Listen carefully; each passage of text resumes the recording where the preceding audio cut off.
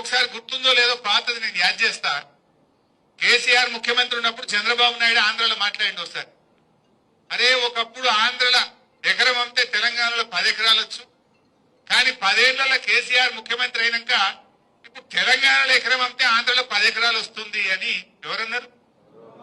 చూసిందా మీరందరూ? ఇప్పుడు రేవంత్ రెడ్డి వచ్చి 2 ఏళ్లు కాలే, సీన్ రివర్స్ అయింది. అయిందాకా లేదా? మొన్న నేను సిద్దిపేట పోయినా, గంగాపూర్ అని చిన్నకోడూరు మండలం గంగాపూర్ ఊరికి పోయినా.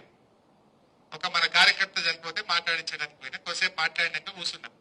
ఏం సంగతి అన్నాక ఎరువులు ఈ బాధలన్నీ చెప్పుకుంటా, ఎవడైనా లగ్గం ఉండి అమ్ముకుందామంటే భూమి అంతలేదు సార్. ఏమైతుందంటే 40 లక్షలకి అడుగు తీయలేదు, ఇప్పుడు 20కి ఇస్తామంటే కూడా ఎవడత్తలేడు అన్నాడు. అంటే ఇప్పుడు ఏమైంది? సీన్ రివర్స్ అయింది. ఆడ చంద్రబాబు నాయుడు అయింది, రేవంత్ రెడ్డి అయింది. ఇప్పుడు ఏమైతుంది? ఇప్పుడు మళ్ళా ఆంధ్రలో ఎకరం అమ్మితే తెలంగాణలో 2 ఎకరాలు వస్తుంది. అయిందా లేదా?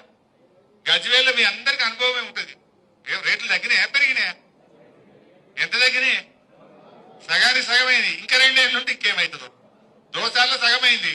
ఈ రేవంత్ రెడ్డి ఇంకో ఏడాది 2 ఏళ్ళు ఉంటే ఇంకెంత తగ్గుతుంది?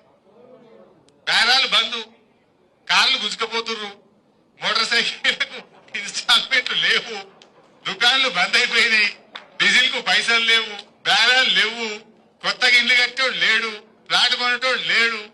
ఎవడన్నా అవసరం పడి భూమి అమ్ముకుందామంటే కొనే దిక్కులేదు. నిజమేనా?